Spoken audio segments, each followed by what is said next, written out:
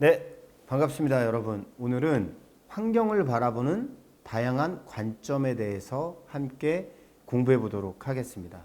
저는 소셜액션연구소 사회협동조합의 안지훈 이사장입니다. 반갑습니다. 자, 오늘은 크게 두 가지를 이야기할 겁니다. 먼저 환경 정의에 대해서 이야기할 텐데요. 환경 정의라 한다면 단순히 환경이 뭐냐를 넘어서 환경 오염, 환경 파괴, 그리고 여러분들께서 알고 계시는 환경과 관련된 다양한 용어들에 대해서 제가 찬찬히 알려드리도록 하겠습니다. 네, 그리고 두 번째는 환경과 기후 위기에 대해서 우리가 이야기할 겁니다.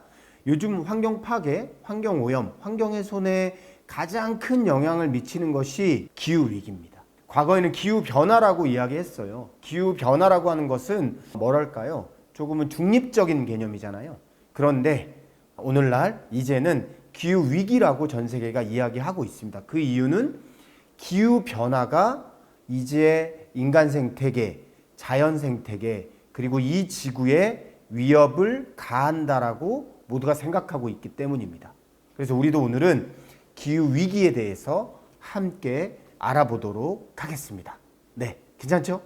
준비되셨나요? 예, 함께 이야기 먼저 할게요. 먼저 환경에 대해서 이야기하려면 환경의 법적 규정이 어떻게 되는지를 우리가 살펴봐야 돼요. 그렇겠죠?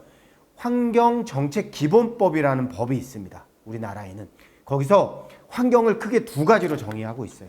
첫째, 자연환경과 생활환경을 구분하고 있습니다. 우리가 어떤 용어를 딱 듣게 되면 그 용어의 의미를 그냥 가볍게 인지하는 경우가 많아요. 그렇죠? 자연환경 하면 여러분 뭘 얘기하는 것 같으세요? 산, 물, 바다, 그리고 말 그대로 자연. 우리가 생각하는 그런 아름다운 자연의 모습, 이 삼천리 금수강산이라는 우리나라의 어떤 모습, 자연 경관, 이런 것들이 뭐다? 예, 자연환경이라고 이야기해요. 그래서 법적 개념으로는 이렇게 표현하는데요. 지하, 지표 및 지상의 모든 생물과 이들을 둘러싸고 있는 비생물적인 것을 포함한 자연의 상태를 포함하는 것이 바로 뭐다? 자연 환경이다 라고 이야기합니다. 우리가 흔히 알고 있는 것들입니다. 그렇죠? 그리고 생활환경, 환경에는 두 가지라고 제가 말씀드렸어요. 자연환경과 생활환경인데 이 생활환경은 우리가 뭐와 관련이 될까요? 네, 사람의 일상생활과 관련이 됩니다. 그래서 대기, 물, 토양, 폐기물, 소음, 진동, 또 악취와 일조건까지 우리 인간이 일상생활과 관련된, 인간 일상생활을 하는데 관련된 모든 환경을 생활 환경이라고 이야기하는 겁니다. 쉽게 이해가 됐나요? 네, 좋아요. 그럼 바다라고 하면 뭘까요? 바다는 자연환경일까요? 생활환경일까요? 네, 자연환경이죠. 그러면 우리 물은 뭘까요? 물은 고민이 많이 들지만 자연환경일 수도 있고 생활환경일 수도 있어요. 그러니까 이 환경을 나눌 때 자연환경과 생활환경이라고 하는 것은 칼로 물을 베듯이 정확하게 2등분해서 나누는 것이 아니라 그때 이것이 자연과 관련된 것인지 또는 인간 일상생활과 관련된 것인지를 나누어서 미루어 짐작할 수 있다고 보시면 될 것 같습니다. 이해하셨죠? 네. 그럼 조금 더 가볼게요.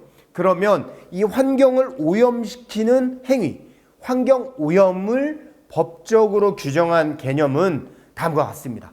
사업활동 및 그 밖의 사람들의 활동에 의하여 발생하는 대기오염, 수질오염, 토양오염, 해양오염, 방사능오염, 소음, 진동, 악취, 일조 방해 등 사람의 건강이나 환경에 피해를 주는 모든 상태를 뭐다? 환경오염이라고 이야기해요. 그러면 환경훼손은요? 야생동식물의 남해, 그리고 그 서식지를 파괴하는 행위, 그리고 생태계 질서의 교란이나 자연 경관을 훼손하는 것, 이런 등등의 것들. 그래서 자연환경의 원래의 기능에 중대한 손상을 주는 것이 뭐다? 환경훼손입니다. 그러니까 환경오염이라고 할 때는 좀 생활환경 오염과 관련돼 있는 것 같고, 그렇죠? 환경훼손이다 라고 이야기하면 자연환경과 관련된 것 같아요. 그렇죠? 그렇게 이해하시면 좋습니다. 아주.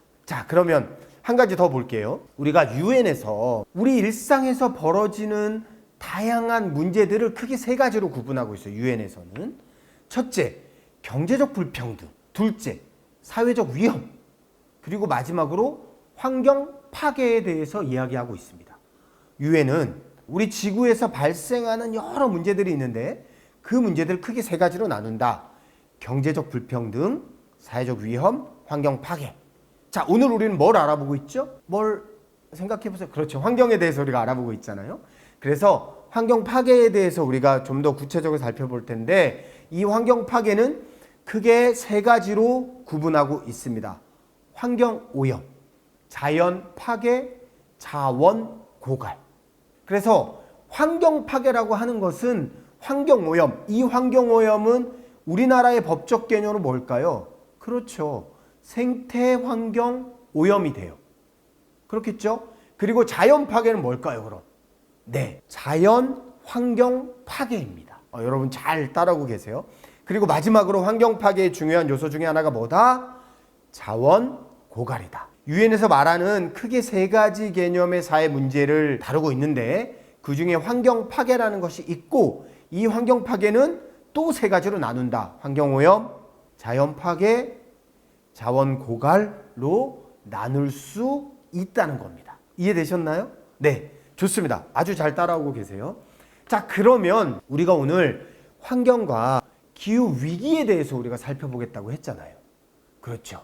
그러면 이 환경과 기후 위기와 관련된 것이 무엇인지 우리가 좀 살펴보면 크게 두 가지 영역이 비슷합니다. 우리가 유엔에서 환경 파괴를 세 가지로 정의했잖아요. 그죠?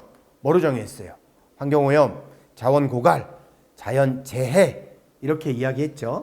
네, 여러분 그럼 우리가 자연 환경, 그러니까 이제 자연 파괴와 관련된 내용들을 기후변화와의 연관성을 함께 찾아보도록 하면 좋을 것 같아요. 먼저 환경오염, 자원고갈, 자연 파괴라고 제가 말씀드렸잖아요. 그죠? 환경오염은 기후변화와 직접적 연관이 있습니다. 그렇겠죠? 환경오염을 통해서 온실가스가 증가하고 온실가스를 통해서 다양한 환경적 이슈들이 만들어지기 때문에 기후변화 관련이 있고요. 자원고갈은 조금 관련이 적어요. 왜?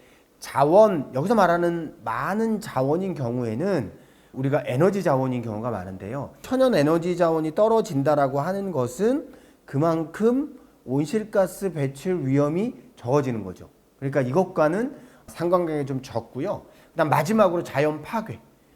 우리가 이제 뭐 자연 재해나 다양한 이슈들에 의해서 자연이 손상되게 되는데 이것들은 기후변화와 밀접하게 연관이 돼 있습니다. 왜? 자연 환경이라고 하는 것은 많은 경우 우리 식물들과 관련돼 있는 것이죠. 그 식물들이 멸종하고 메말라가면 갈수록 기후변화, 기후위기가 심각해지니까요. 그렇겠죠? 네, 그런 인지를 하시면서 조금 우리가 구체적으로 알아보도록 하면 좋을 것 같아요. 자, 그러면 우리가 환경과 기후위기 이야기할 텐데요. 그러면 먼저 이 기후위기에 대해서 우리가 먼저 개념 정리를 할 필요성이 있습니다. 그런데 기후위기에 대한 개념 정리는 지금 정확히 나와 있진 않아요. 대신 기후변화에 대한 정의는 나와 있습니다. 유엔에 기후변화 협약이라는 것이 있어요. UNFCCC라고 있는데요. 이 기후변화 협약에서 기후변화를 이렇게 정의합니다. 직접적 또는 간접적으로 전체 대기의 성분을 바꾸는 인간의 활동에 의한 그리고 비교할 수 있는 시간 동안 관찰된 자연적 기후 변동을 포함한 기후의 변화가 뭐다? 기후변화다. 그래서 인간의 활동에 의해서 대기의 성분이 바뀌는 거예요. 직접적이든 아니면 간접적이든. 그를 통해서 일정 기간 동안 자연적 기후의 변동이 일어나는 것을 기후변화라고 이야기하는 겁니다. 그런데 여기서 우리가 가장 크게 고려해야 될 것이 뭐냐면 온실효과입니다. 온실효과. 그래서 제가 그림을 그려놨어요. 그림을 함께 보실게요. 오른쪽 상단이 태양입니다. 여기가 태양이에요.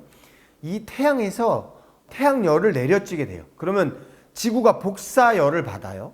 복사열을 받게 되면 대부분의 복사열, 그러니까 지구 지표면에 닿는 대부분의 복사열은 지표면이든 빙하든 바다든 해서 튕겨져 대기권 밖으로 나가게 됩니다. 70% 이상이 나가게 돼요. 그런데 이걸 나가게 못하게 하는 것이 뭐냐?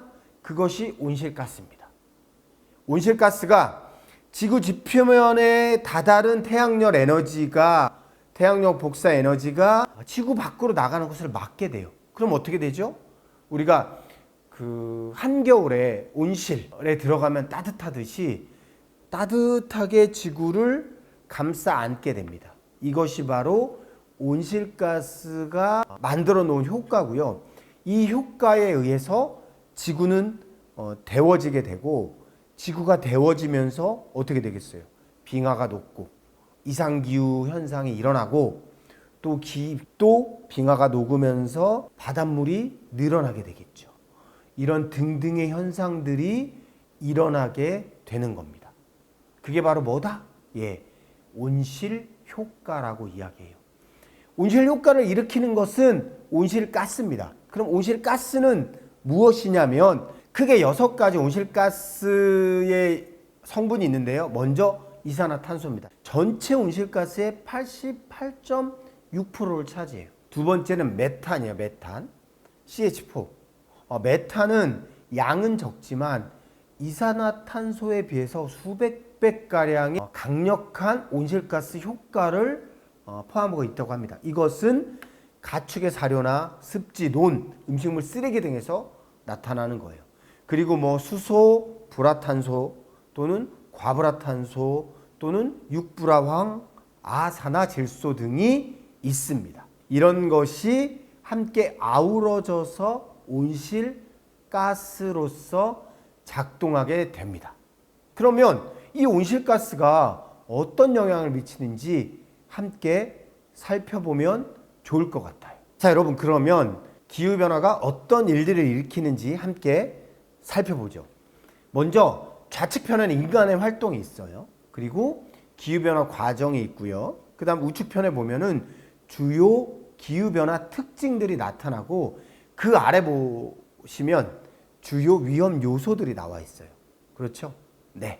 그러면 이 도표를 보시는 방법은 화살표를 따라가셔야 돼요. 화살표를. 먼저 인간의 활동이 있습니다. 인간의 활동은 크게 우리가 녹색 원을 보시면 토지 이용 변경이 있고요. 화석 연료 연소가 있어요.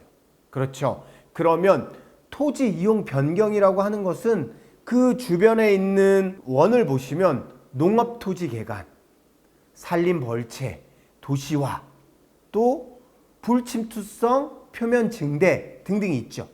이런 것이 뭐다? 토지 이용을 변경하는 요소로서 작동한다는 거예요.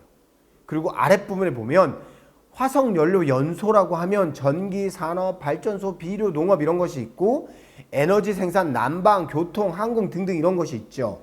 이런 인간의 활동에 의해서 화석연료 연소가 일어난다는 겁니다. 그러면 먼저 토지 이용 변경을 통해서 탄소순환계 이상이 벌어지고요. 또 두 번째는 온실가스, CO2나 CH4, 메탄, 아산화질소 이런 것들을 만들게 돼요. 그리고 화석연료 연소를 통해서 역시 CO2나 온실가스 요소들을 만들게 되죠. 그렇게 되면 어떻게 되죠? 그렇죠. 온실가스 효과를 일으키게 됩니다. 네. 이 온실가스 효과가 일어나면 이 기후변화 과정에서 지구온난화로 인해서 평균 기온이 상승하게 되고요. 해수면이 상승하게 돼요. 그렇게 되겠죠. 그러면 이로 인해 주요 기후변화가 일어나게 됩니다. 자, 우측편으로 왔어요. 해빙, 빙하가 녹는다는 거죠. 빙하를 녹게 만드는 원인은 뭐냐면 온실가스 효과가 하나 있고요. 두 번째, 지구온난화가 있는 거예요. 지구의 평균 기온이 상승하니까 이렇게 되는 거죠. 그래서 이 해빙은 수온을 높이고 염도를 낮추게 되겠죠. 예, 맞습니다. 그렇게 보시면 돼요. 또 하나가 더 있어요. 기후변화를 통해서 어떤 게 벌어지냐면 강수량이 변화가 일어나요. 강수량 변화는 지구온난화를 통한 구름 변화가 일으키게 되는 거고, 이 강수량 변화는 역시 빙하를 녹이게 되는 겁니다. 그리고 강수량이 변화라는 게 또 어떤 효과가 일어나죠? 지구 바다의 염도를 낮추게 되는 겁니다. 이제 좀 이해되셨나요? 그래서 주요 기후 변화의 특징은 구름 변화뿐만 아니라 급격한 기후 변화도 있고요. 멕시코 만류에 대한 변화도 있어요. 그리고 계절풍에 대한 변화도 일어나게 되는 겁니다. 좀 이해되셨죠? 네. 그러면 이렇게 되면 우리 지구에 여러 가지 위험을 일으키는데요.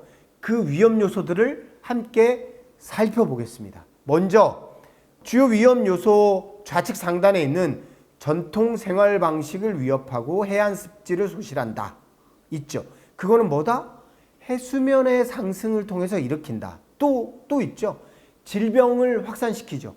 그리고 환경 난민을 만듭니다. 질병을 확산시키는 그 과정을 인해서 전염병이나 설사병이 일어나고, 그죠? 호흡기 질환들이 많이 일어나게 되는 거예요.